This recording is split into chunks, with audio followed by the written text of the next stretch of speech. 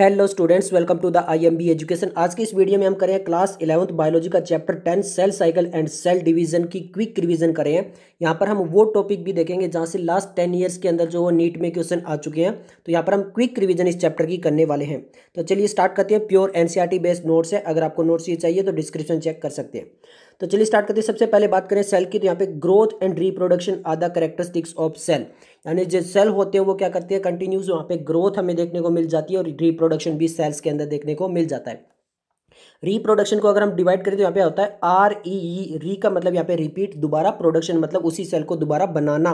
तो यानी एक सेल जो होता है वो डिवाइड करके अपने जैसे दो सेल्स बना लेता है, तो ये क्या हो गया, इसका रिप्रोडक्शन हो गया। तो ये जो ग्रोथ एंड रिप्रोडक्शन है ये कैरेक्टर्स हमें किसके देखने को मिल जाते हैं, सेल के देखने को मिल जाते हैं। अब यहाँ पे जो सबसे पहले इवेंट आता है वो आता है हमारा सेल साइकिल। अब सेल साइकिल का क्या मतलब होता है, यानी वो सभी सीक्वेंस जिसके अंदर एक सेल जो है वो अपना जीनोम, जो भी उसके अंदर जेनेटिक मटेरियल होता है उसको डुप्लीकेट करता है। इसके अलावा जो भी उसके पास ऑर्गेनल्स वगैरह होते हैं उनको डिवाइड करता है, उनको सिंथेसाइज करता है दोबारा से, ताकि वहाँ पर जब वो दो सेल्स के अंदर डिवाइड होगा तो वो सभी ऑर्गेनल्स वगैरह बराबर होने चाहिए, इक्वली वहाँ पे डिवाइड होने चाहिए टू डॉटर सेल्स के अंदर। तो वो जो पूरी सीक्वेंस होता है जिस इवेंट के द्वारा आपका जीनोमिक मटेरियल डबल होता है या फिर अदर जो सेल ऑर्गेनल्स है वो डबल होते हैं, तो उसको बोलते हैं क्या, वो सेल साइकिल चल रही है। ओके अब यहाँ पर अगर हम बात करें फेजेस ऑफ सेल साइकिल की, तो यहाँ पे टू इंपॉर्टेंट फेज आते हैं। फर्स्ट हमारा आता है इंटरफेज एंड सेकंड आता है एम फेज, माइटोसिस फेज। अभी तक यहाँ से नीट में क्वेश्चन नहीं आया, बट यहीं से जो वो अब नीट में क्वेश्चन स्टार्ट हो जाते हैं। सबसे पहले हम बात कर लेते हैं इंटरफेज, जिसको हम रेस्टिंग फेज भी बोलते हैं। यहाँ पर क्या होता है, एक्चुअली सेल डिवाइड नहीं होता है, बट जितना भी 95% अदर जो वर्क है वो पूरा वर्क यहाँ पर होता है, यानी अपने आप को पूरी तरह से वो प्रिपेयर करता है सेल डिवाइड करने के लिए। देखिए लिखा है the time during which the cell is prepare for division of undergoing both cell growth and DNA replication in an orderly manner. यानी यहाँ पर एक मैनर में जो है वो यहाँ पर पहले ग्रोथ होती है, उसके बाद जो वो डीएनए रेप्लिकेशन होता है। Interphase last for more than 95% of the duration of the cell cycle. यानी ये जो फेज होती है इंटरफेज, ये बहुत लॉन्ग फेज चलती है। ओके एक्चुअल जो सेल डिवीजन होता है वो बहुत ही कम टाइम के लिए होता है। ओके अब यहाँ पे अगर हम बात कर ले रेस्टिंग फेज, तो यहाँ पे वो 3 के अंदर डिवाइड की हुई है। G1 या आपका गैप 1, ओके, S यानी सिंथेसिस फेज, एंड G2 यानी आपका गैप 2 फेज। ओके यहाँ पे ये डायग्राम भी दिया हुआ है, ये भी काफ़ी इंपॉर्टेंट है क्योंकि ये नीट में आ चुका है। ओके तो यहाँ पे देखिए ये लिखा हुआ है G1, यहाँ पे S, यहाँ पे G2, और ये आपका एम फेज जहाँ पे सेल जो वो डिवाइड करता है एक्चुअली। ओके तो अब यहाँ पे सबसे पहले हम बात कर लेते हैं G1 फेज के अंदर क्या होता है। तो देखिए G1 के अंदर जो है वो इंटरवल है between mitosis and initiation of DNA replication. यानी माइटोसिस होने के बाद जो है वो डीएनए जो रेप्लिकेशन होगा उसके बीच का जो स्पेस होता है, जो टाइम होता है, वो जो पूरी फेज चलती है वो कौन सी है, G1 फेज चलती है। यहाँ पर देखिए cell is metabolically active and continuously grow but does not replicate its DNA. यानी यहाँ पे सेल जो है वो एक्टिव रहता है, ग्रोथ भी होती रहती है उसके अंदर, बट इस टाइम वो डीएनए को रेप्लिकेट नहीं करता है। अब ये सेकंड फेज आ जाती है, उसके बाद हमारी एस फेज, जिसको हम सिंथेसिस फेज भी बोलते हैं। ये काफ़ी इंपॉर्टेंट है क्योंकि नीट 2014 और 16 में यहाँ से क्वेश्चन आ चुका है। देखिए ड्यूरिंग विच डीएनए सिंथेसिस और replication take place the amount of DNA per cell is double. अब इस फेज में क्या होता है, यहां पर जो आपका डीएनए रेप्लिकेशन यहां पर होता है, ओके, जो अमाउंट है डीएनए का वो यहां पर डबल हो जाता है। अब इंपॉर्टेंट यहां पे कुछ चीजें हमें याद रखनी होगी। सबसे पहले देखिए, if the initial amount of DNA is denoted as 2C, it is increase to 4C। यानी अगर हम पहले डीएनए मान लें कि यहाँ पे हमारे पास 2C था, तो वो डबल हो जाएगा, कितना हो जाएगा, 4C हो जाएगा। अगर मान लो पहले 3C था, वो डबल हो जाएगा, कितना हो जाएगा, 6C हो जाएगा।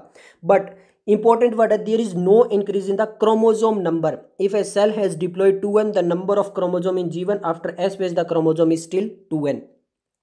फॉर एग्जाम्पल मान लीजिए कि यहाँ पर ह्यूमन के अंदर टोटल 46 क्रोमोजोम होते हैं। ओके तो यहाँ पर डीएनए मान लेते हैं कि कुछ अमाउंट का डीएनए है, यहाँ पर वो डीएनए डबल हो जाएगा, बट वो क्रोमोजोम जो है वो डबल नहीं होंगे। क्रोमोजोम जो है वो सिंथेसिस फेज के बाद भी जो वो 46 क्रोमोजोम ही रहेंगे। यहाँ पर ये इंपॉर्टेंट वर्ड है कि यहाँ पर क्रोमोजोम नंबर चेंज नहीं होता, केवल डीएनए का जो अमाउंट होता है वो चेंज हो जाता है।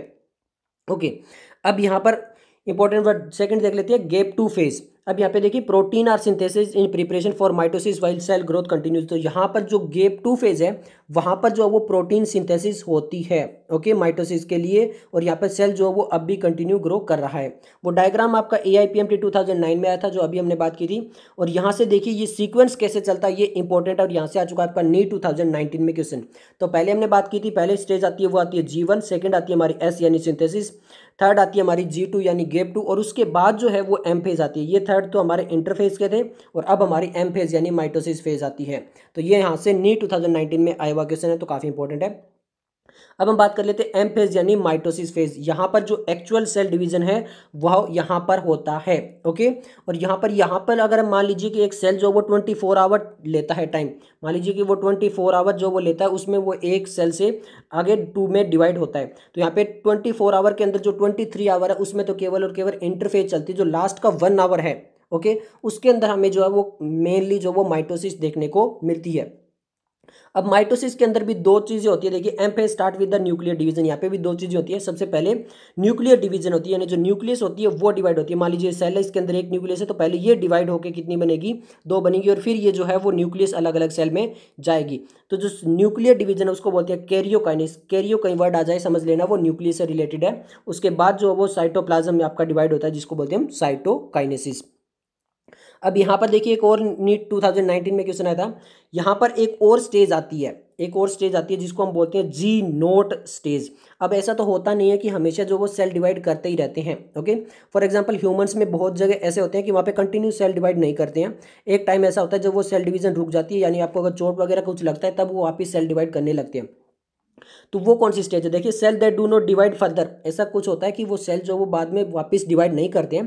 तो वहाँ पे क्या होता है, एग्जिट द G1 पेज। जो स्टार्टिंग की G1 थी ना वही एग्जिट कर जाता है, उसके पास S और G2 वेज कुछ नहीं आती है। वहीं पर G1 फेज के बाद ही जो वो एग्जिट कर जाता है to enter the inactive stage called quiescent stage और G नोट स्टेज। उसको हम बोलते हैं क्विसेंट स्टेज या फिर जी नोट स्टेज, जहाँ पर जो वो सेल जो है वो फर्दर डिवाइड नहीं करता। G1 के बाद जो वो कंटिन्यू एग्जिट कर जाता है सेल साइकिल से ओके। ये इंपॉर्टेंट वर्ड आप याद रखना ओके। अब हम बात कर लेते हैं यहाँ पे एम फेज की। तो एम फेज जो वो फर्दर डिवाइड होता है टोटल 4 स्टेज के अंदर। जो कैरियोकाइनेसिस आपकी चलती है जहाँ पे न्यूक्लियर डिवीजन होना है, वो फर्दर जो वो डिवाइड हो जाता है 4 फेजेस के अंदर। यहाँ पे नीट 2017 में क्वेश्चन आ चुका है।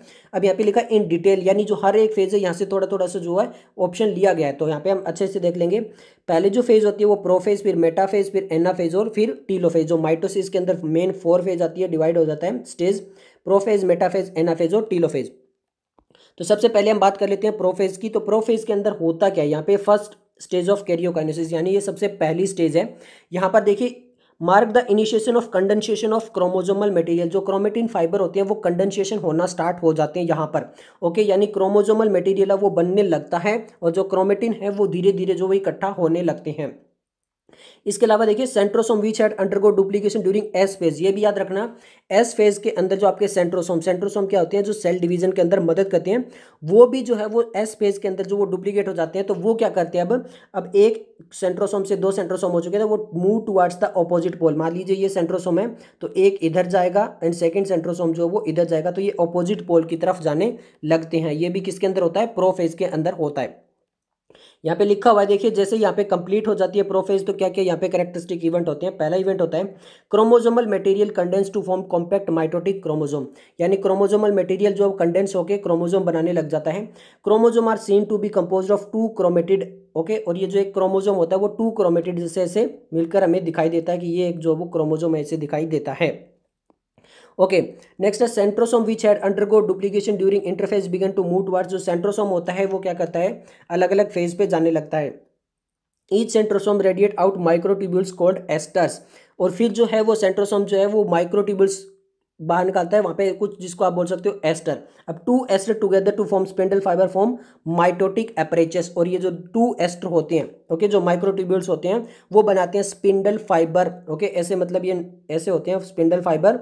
और ये क्या करेंगे, अब जो क्रोमोजोम अलग करना होगा, सेपरेट करना होगा, तो ये अपनी तरफ खींचने का काम करेंगे ओके। यहाँ पे AIPMT 2010 में क्वेश्चन आया हुआ जो इसके अंदर 3 कैरेक्टरिस्टिक फीचर है। Cells at end the of the prophase, जैसे ही प्रोफेज एंड होती है तो वहाँ पर क्या होता है, when view under the microscope do not show Golgi complex, endoplasmic reticulum, nucleolus and nuclear envelope. यानी बहुत सारे जो ऑर्गेनल्स है वहाँ पर बहुत सारी चीज़ें हमें नहीं दिखाई देगी। प्रोफेज जैसे ही खत्म होगा तो वहाँ पे ना तो हमें गोल्गी कॉम्प्लेक्स दिखाई देगा, ना हमें एंडोप्लाज्मिक रेटिकुलम, ना ही कोई न्यूक्लियोलस और ना ही कोई न्यूक्लियर मेम्ब्रेन दिखाई देगी। यानी जो क्रोमोजोम है वो डायरेक्ट जो है वो पूरे सेल के अंदर अब डिवाइड हो चुके हैं, क्योंकि एग्जैक्ट जो है वो न्यूक्लियर मेम्ब्रेन अब यहाँ पे हमें दिखाई नहीं देती है। ओके, सेकंड जो स्टेज आती है वो आती है हमारी कौन सी, मेटाफेज। ओके, मेटाफेज के अंदर क्या होता है, यहाँ पर देखिए second complete disintegration of the nuclear membrane, nuclear membrane पूरी तरह से यहाँ पे खत्म हो जाती है and start of the second stage. तो यहाँ पर सेकंड फेज जैसे स्टार्ट होती है उससे पहले जो है वो न्यूक्लियर मेम्ब्रेन पूरी तरह से वहाँ पे खत्म हो जाती है। Chromosome are spread through the cytoplasm, मैंने बताया था ना जो क्रोमोजोम होंगे वो पूरे साइटोप्लाज्म के सेल के साइटोप्लाज्म के अंदर घूम जाएंगे, मतलब पूरी तरह से वो मिल जाएंगे। कंडेंसेशन ऑफ क्रोमोजोम जो होगा वो कंप्लीट हो जाएगा, यानी अब यहाँ पर आप माइक्रोस्कोप के अंदर अच्छे से मोस्ट इजीली अगर आप क्रोमोजोम देखना चाहते हो तो वो आप मेटाफेज स्टेज के अंदर देख सकते हो। देखिए लिखा हुआ है stage eight which morphology of chromosome is most easily studied, यानी हम क्रोमोजोम को बहुत अच्छे से अगर कहीं देख सकते हैं तो वो मेटाफेज स्टेज के अंदर ही हम देख सकते हैं। अब देखिए यहाँ पर जो वो नीट 2016 से आया हुआ क्वेश्चन है तो काफ़ी इंपॉर्टेंट है। यहाँ पे लिखा हुआ है देखिए small dish shape structure at the surface of the centromere are called kinetochore.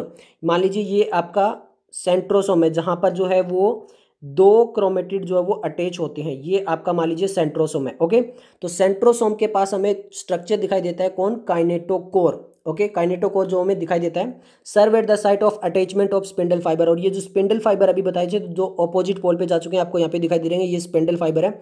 ये जैसे अटैच होंगे तो ये किसके साथ अटैच होंगे, आपके काइनेटोकोर के साथ अटैच होंगे।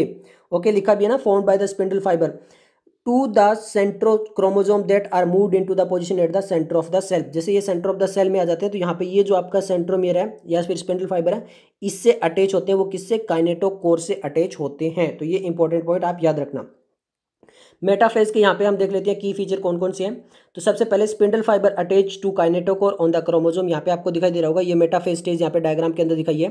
तो ये जो आपको रेड कलर की लाइन दिखाई दे रही है तो ये सेंट्रोमियर जो वो किससे अटैच है, यहाँ पे काइनेटोकोर से अटैच है। लिखा हुआ है chromosome are move to the spindle equator, ये बिल्कुल इक्वेटर वाली लाइन है, बिल्कुल बीच वाली लाइन है जिसको बोलते हैं इक्वेटर। तो यहाँ पर अलाइन हो चुके हैं आपको क्रोमोजोम, जिसको बोल सकते हो आप मेटाफेज प्लेट भी, through spindle fibre to the both pole, और बोथ पोल यहाँ पे ये देखिए यहाँ पे ये दोनों स्पिंडल फाइबर है ये इससे अटैच हो चुके हैं काइनेटोकोर से। नेक्स्ट हम स्टेज बात कर लेते हैं एनाफेज की। तो यहाँ पे एनाफेज से जो है वो कैरेक्टरिस्टिक फीचर देख लेते हैं, और एनाफेज का डायग्राम आ चुका है आपका AIPMT 2010 में, ये एनाफेज का डायग्राम है तो इसको अच्छे से देख लेना। होता क्या यहाँ पे centromere split and chromatid separate, आपको यहाँ पे दिखाई दे रहा होगा। अब जो है वो क्रोमेटिड जो है वो अलग अलग हो चुके हैं। ओके, और ये आया हुआ आपका नीट 2017 के अंदर की एनाफेज के अंदर कैरेक्टरिस्टिक फीचर कौन सा है, तो यहाँ पे क्रोमेटिड जो सेंट्रोमियर है वो स्प्लिट हो जाता है और क्रोमेटिड जो है वो सेपरेट हो जाते हैं। Chromatid move to the opposite pole, जो ये आपकी क्रोमेटिड है ये देखिए ये इस पोल पे जा रहा है और सेकंड जो वो इस पोल पे जा रहा है। ओके, नेक्स्ट हम बात कर लेते हैं टीलोफेज की। टीलोफेज का डायग्राम देख लीजिए क्योंकि नीट 2013 में ये आया हुआ है तो इंपॉर्टेंट है, अच्छे से देख लेना। तो यहाँ पे क्या होता है, beginning of the final stage of karyokinesis. तो यहाँ पे कैरियोकाइनेसिस की बिल्कुल फाइनल स्टेज जो है उसके अंदर होता है आपका टीलोफेज। यहाँ पे भी हम इसके कैरेक्टरिस्टिक फीचर देख लेते हैं। Chromosome cluster at opposite spindle pole and their identity is lost as discrete element, यानी अब आपको यहाँ पे कोई भी क्रोमोसोम दिखाई नहीं देगा क्योंकि सभी पूरा जो जेनेटिक मटेरियल है वो पूरी तरह से जो वो क्लस्टर बन चुका है, पूरी तरह से बिखर चुका है। Nuclear envelope develop under the chromosome cluster at each pole forming the two daughter nuclei. तो अभी हमने बात की थी कि जो प्रोफेज होता है उसके अंदर जो वो न्यूक्लियर मेम्ब्रेन पूरी तरह से खत्म हो जाती है, बट टीलोफेज के अंदर आते हुए जो वो न्यूक्लियर मेम्ब्रेन दोबारा से बनने लगती है। जो आपके न्यूक्लियोलस थे, गोल्गी कॉम्प्लेक्स थे, एंडोप्लाज्मिक रेटिकुलम थे, ये भी दोबारा से रीफॉर्म होने लगते हैं, दोबारा से जो वो सारे स्ट्रक्चर वहाँ पर बनने लगते हैं किसके अंदर, टीलोफेज जैसे ही खत्म होती है उस टाइम। अब हम बात कर लेते हैं साइटोकाइनेसिस। साइटोकाइनेसिस यानी दो सेल का डिवीजन होगा, अभी तक तो वो कैरियोकाइनेसिस हुआ है, अब साइटोकाइनेसिस होगा। अगर हम एनिमल्स की बात करें तो यहाँ पे देखिए फरो जो है वो प्लाज्मा मेम्ब्रेन के अंदर होती है और furrow gradually deepen ultimately join to the centre, यानी आप ऐसे समझ लीजिए ये कुछ ऐसा होता है, ये आपकी फरो है, ये धीरे धीरे यहाँ पर एंटर आ जाएगी बिल्कुल, और यहाँ पर ये ऐसे डिवीजन होगा। ये किसके अंदर होता है, एनिमल्स के अंदर होता है। बट प्लांट्स के अंदर थोड़ा सा अलग होता है। देखिए, enclosed by relatively inextensible cell wall therefore by undergoing cytokinesis by a different mechanism, यानी प्लांट्स के अंदर जो साइटोकाइनेसिस होता है वो थोड़ा सा अलग होता है। क्यों होता है? क्योंकि यहाँ पर जो वो सेल वॉल होती है, देखिए सेल वॉल अगर यहाँ पर होगी इसकी वजह से थोड़ा सा अलग होता है। देखिए, formation of the new cell wall begins with the formation of simple precursor called the cell plate that represent the middle lamella between the walls of the two adjacent cells. तो यहाँ पर क्या होता है, यहाँ पर कुछ ऐसा होता है कि यहाँ पर जो है वो स्टार्टिंग में मिडल लेमिला सेंटर से बनने लगती है और फिर यहाँ पर ऐसे अलग चलता है, धीरे धीरे इधर सेल वॉल बन जाती है, इधर सेल वॉल बन जाती है, तो फिर ऐसे सेंटर में होके और फिर ये दो सेल अलग बनती हैं। जबकि एनिमल्स में क्या था, यहाँ पे ऐसे फरो बन रहा था और ये वापस मिल रहे थे और फिर ऐसे अलग हो रहा था। मतलब वो जो है वो कॉर्नर से स्टार्ट हो रहा था, प्लांट्स के अंदर सेंटर से स्टार्ट हो रहा था। ये चीज़ आप याद रखना। यहाँ पर एक इंपॉर्टेंट वर्ड है, यहाँ पे ये भी याद रखना, कई बार क्या होता है कि साइटोकाइनेसिस नहीं हो पाती। देखिए, some organism karyokinesis not followed by cytokinesis, यानी कैरियोकाइनेसिस हो चुका है, न्यूक्लियर डिवीजन तो हो चुकी है, एक न्यूक्लियस से दो न्यूक्लियस बन चुकी है, बट उसके बाद जो है वो सेल डिवाइड नहीं होता है। तो उस कंडीशन में क्या हो जाता है, मल्टी न्यूक्लियर जो कंडीशन आ जाती है leading to the formation of syncytium. तो यहाँ पे हो जाता है सिंसाइटियम। जैसे लिक्विड एंडोस्पर्म ऑफ कोकोनट, जो कोकोनट के अंदर जो लिक्विड एंडोस्पर्म होता है वो कैसा होता है, सिंसाइटियम होता है, मल्टी न्यूक्लिएटेड होता है। काफी बार यहाँ से क्वेश्चन आ चुके हैं, बट इसको हम डिस्कस करते हैं कहाँ पे, इसको हम डिस्कस करते हैं sexual reproduction in flowering plants के अंदर। ओके, अब हम बात कर लेते हैं यहाँ पर। देखिए, सिग्निफिकेंस ऑफ माइटोसिस। माइटोसिस होता क्यों है? सबसे पहले हम इसको बोलते हैं इक्वेशनल डिवीजन। क्यों? क्योंकि यहाँ पे अगर डिप्लॉइड सेल्स है तो वो डिवीजन के बाद भी डिप्लॉइड रहता है, हैप्लॉइड है तो वो डिवीजन के बाद ही हैप्लॉइड रहता है। यहाँ पे ऐसा कोई भी चेंज, हैप्लॉइडी जो वो कोई भी चेंज नहीं होती है। नेक्स्ट है माइटोसिस, जो है वहाँ पे production diploid daughter cell and identical genetic complement, मतलब डॉटर डिप्लॉइड है तो डिप्लॉइड ही रहेगा और जेनेटिक मेटेरियल बिल्कुल कॉम्प्लीमेंट रहेगा, जैसा था वैसा ही रहेगा। ओके, नेक्स्ट अगर हम बात करें तो यहाँ पे न्यूक्लियोसाइटोप्लाज्मिक रेशियो जो उसको मेंटेन करने का काम करता है। मान लीजिए सेल ग्रोथ हो रहा है तो उसकी वजह से एक न्यूक्लियस जो वो पूरे सेल को जो वो कंट्रोल नहीं कर पाती है, तो यहाँ पर उसके लिए जो है एक और न्यूक्लियस बनानी पड़ती है। तो यहाँ पे देखिए, ratio between the nucleus and the cytoplasm so that the cell divide restore to the nucleocytoplasmic ratio, यानी एक न्यूक्लियस जितने सेल को कंट्रोल कर पाती है उस रेशियो को बना के मेंटेन रखने में सबसे ज्यादा जो मदद करता है वो कौन, आपका माइटोसिस है। ओके, अब हम यहाँ पे देख लेते हैं माइटोसिस जो होता है वो जनरली जो मेरिस्टेमेटिक टिश्यू होते हैं उनके अंदर हमें बहुत ज़्यादा देखने को मिलता है, लाइक एपिकल और लेटरल कैम्बियम के अंदर। इससे क्या होता है कि प्लांट्स की जो वो कंटिन्यूस ग्रोथ होती रहती है। तो माइटोटिक डिवीजन हमें सबसे ज़्यादा मेरिस्टेमेटिक में देखने को मिलता है, जिसकी वजह से प्लांट्स के अंदर क्या होता है, कंटिन्यूस डिवीजन हमें देखने को मिल सकती है। नेक्स्ट हमारी जो डिवीजन आती है अब वो आती है मियोसिस, और यहाँ से देखिए नीट 2013 में क्वेश्चन आ चुका है। मियोसिस में क्या होता है, meiosis ensure the production of haploid phase of the life cycle of sexually reproducing organism where fertilization restore the diploid. मान लीजिए अगर यहाँ पे डिप्लॉइड है ऑर्गेनिज्म और हमें वहाँ से हैप्लॉइड गैमीट्स बनाने हैं, तो उसमें जो सबसे मेन मदद करता है वो क्या, आपका मियोसिस है। और जैसे ही फर्टिलाइजेशन होगा तो एन मिलेंगे, वापिस से क्या हो जाएगा, 2n हो जाएगा। तो ये काम कौन करता है, आपका मियोसिस करता है, यानी डिप्लॉइड से हैप्लॉइड बनाने का काम जो है वो मियोसिस के अंदर ही होता है। मियोसिस के भी हम की पॉइंट्स देख लेते हैं कि मियोसिस क्या करता है। सबसे पहले यहाँ पे 2 सीक्वेशनल साइकिल चलती है, यानी मियोसिस 1 चलती है और फिर उसके बाद मियोसिस 2 चलती है। But a single cycle of DNA replication, DNA जो वो केवल एक ही बार रेप्लिकेट होगा, यानी उसका नंबर जो है एक ही बार बढ़ेगा। बट यहाँ पे जो फेज है वो 2 होगी, मियोसिस 1 और मियोसिस 2 होगी। ओके, ये इंपॉर्टेंट वर्ड आप याद रखना।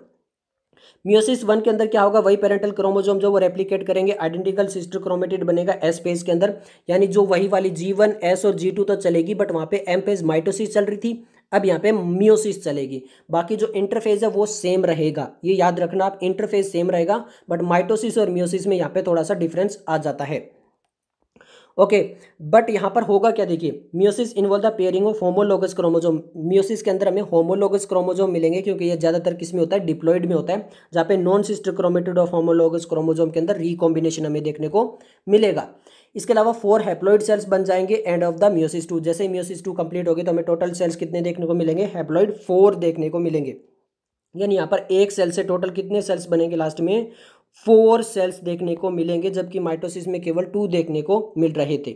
अब यहाँ पे देखिए मियोसिस में भी वही होगा जो आपका माइटोसिस में होता था, प्रोफेज, मेटाफेज, एनाफेज और टीलोफेज। बट यहाँ पे मियोसिस 1 है तो इनके आगे 1 लग जाएगा, और अगर मियोसिस 2 है तो यहाँ पे 2 लग जाएगा, यानी प्रोफेज 1 हो जाएगी मियोसिस 1 के लिए और मियोसिस 2 के लिए प्रोफेज 2 हो जाएगी, ऐसा चलता रहेगा।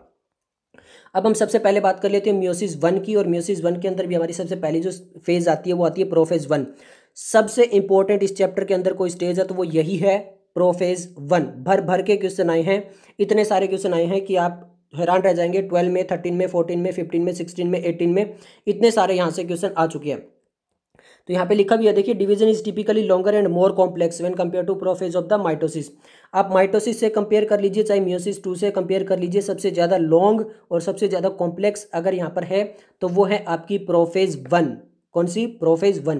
प्रोफेज 1 जो वो 5 फेज के अंदर वापस डिवाइड होती है, लेप्टोटीन, जाइगोटीन, पेकाइटिन, डिप्लोटीन और डाइकाइनेसिस। याद रखना वापस 5 के अंदर ये डिवाइड हो जाती है, इसलिए काफ़ी लॉन्ग और काफ़ी कॉम्प्लेक्स इसीलिए तो है ये। सबसे पहले बात कर लेते हैं लेप्टोटीन। यहाँ पे नी 2009 यानी AIPMT 2009 और नी 2016 में क्वेश्चन आया हुआ है। यहाँ पर होता क्या, देखिए chromosome become gradually visible under the light microscope. Light microscope के अंदर आपको थोड़े थोड़े से जो वो क्रोमोजोम दिखाई देते हैं। Compaction of chromosome continue throughout the leptotene. जैसे लेप्टोटीन स्टेज चलती रहती है तो यहाँ पे क्रोमोजोम है वो कॉम्पैक्ट होते रहते हैं, यानी और ज़्यादा वो गहरे होते रहते हैं, एक दूसरे के पास आते रहते हैं।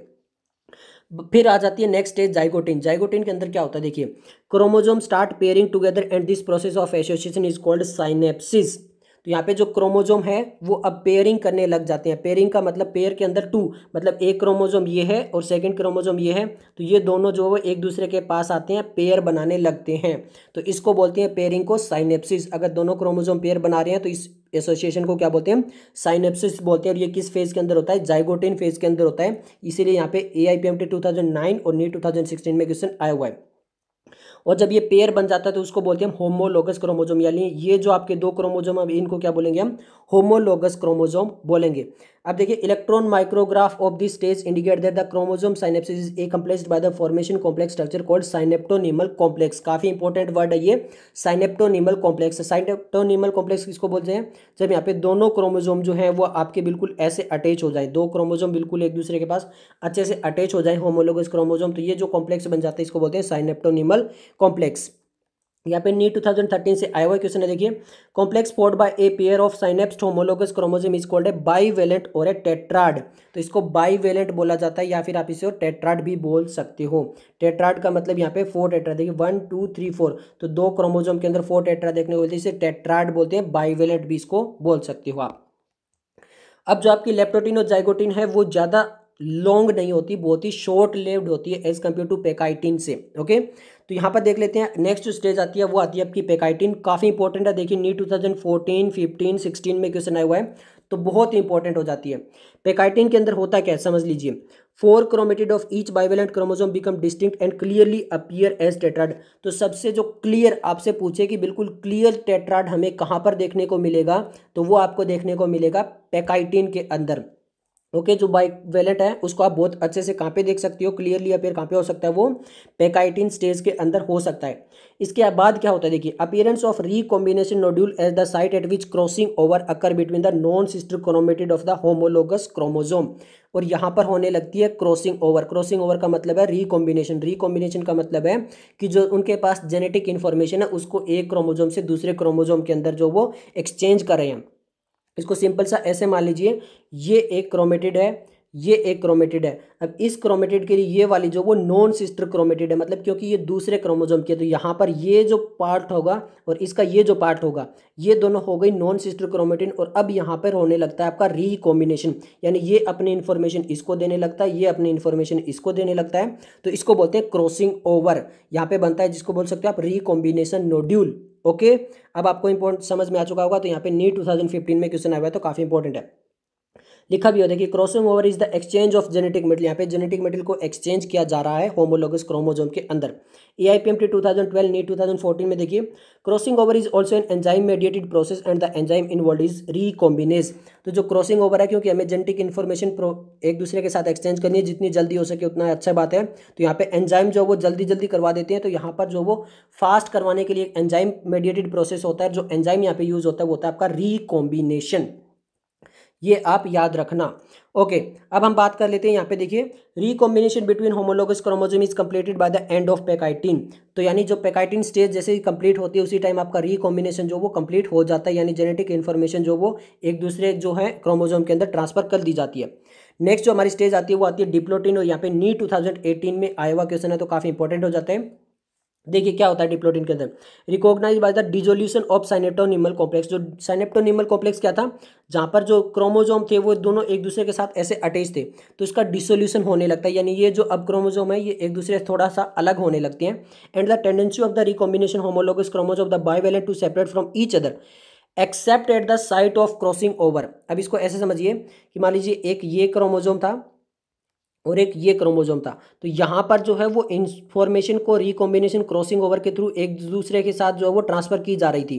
तो यहाँ पर अभी भी ये एक दूसरे के साथ अटैच है, बाकी पूरी तरह से ये अलग हो चुके हैं। तो इस पॉइंट पे जहाँ पे ये अटैच है, बाकी पूरी तरह से ये अलग हो जाते हैं। कौन सी स्टेज में? डिप्लोटिन स्टेज में। ओके, और ये जो एक्स शेप्ड स्ट्रक्चर बनती है इसको बोलते हैं क्याजमाटा। ये देखिए, ये एक एक्स शेप्ड स्ट्रक्चर बनता है, ये भी एक एक्स शेप्ड स्ट्रक्चर बनता है, इसको बोलते हैं क्याजमाटा।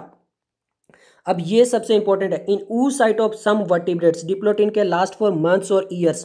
तो यहाँ पर देखिए जो ऊ साइट्स होते हैं वर्टिब्रेट्स के अंदर, फॉर एग्जांपल मेमेलिया, तो मेमेलिया के अंदर आप देखोगे कि जो उसके अंदर ओवम होते हैं वो बन जाते हैं ड्यूरिंग प्रेगनेंसी। प्रेगनेंसी की स्टेज में फीमेल के अंदर ओवम बन जाते हैं, बट वहाँ पर जो वो कंप्लीट होती है मियोसिस, आप पढ़ते भी हो sexual reproduction in human beings के अंदर, तो वहाँ पर जो वो कंप्लीट होती है मियोसिस स्टेज, तो वहाँ पर ये मियोसिस में डिप्लोटिन वहाँ पर जाके कंप्लीट होती है।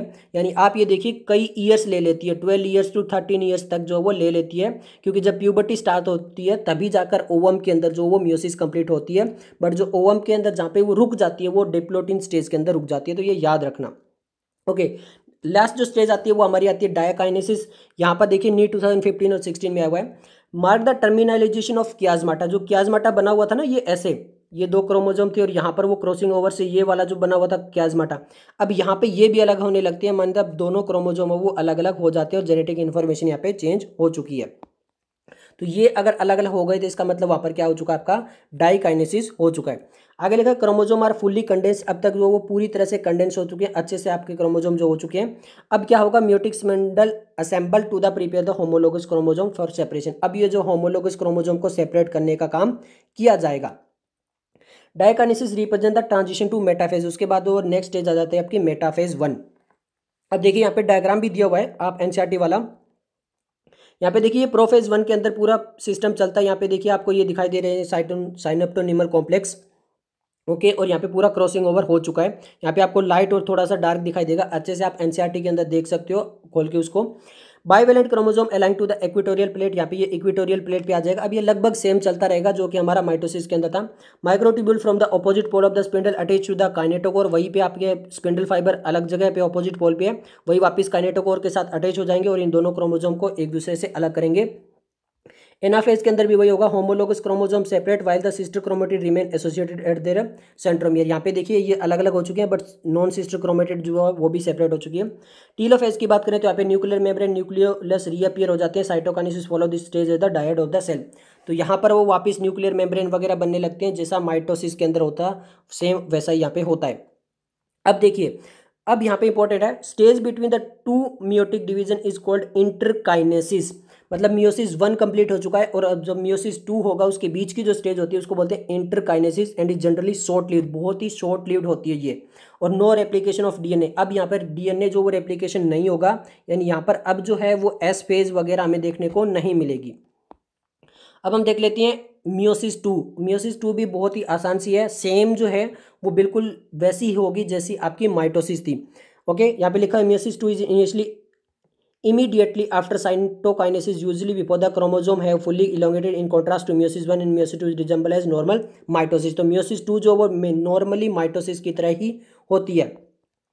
देखिए यहाँ पे लिखा हुआ है प्रोफेज 2 के अंदर क्या होता है, nuclear membrane disappear bye the end of prophase, chromosome again become compact. वही होता है जैसा हमारे प्रोफेज के अंदर हो रहा था माइटोसिस के अंदर, कि न्यूक्लियर मेम्ब्रेन वगैरह जो वो सारे अलग हो जाते हैं और क्रोमोसोम जो वापस कॉम्पैक्ट होने लगते हैं। मेटाफेज 2 के अंदर क्या होता है, chromosome aligning at the equator plate, वापस इक्वेटोरियल प्लेट पे आ जाते हैं।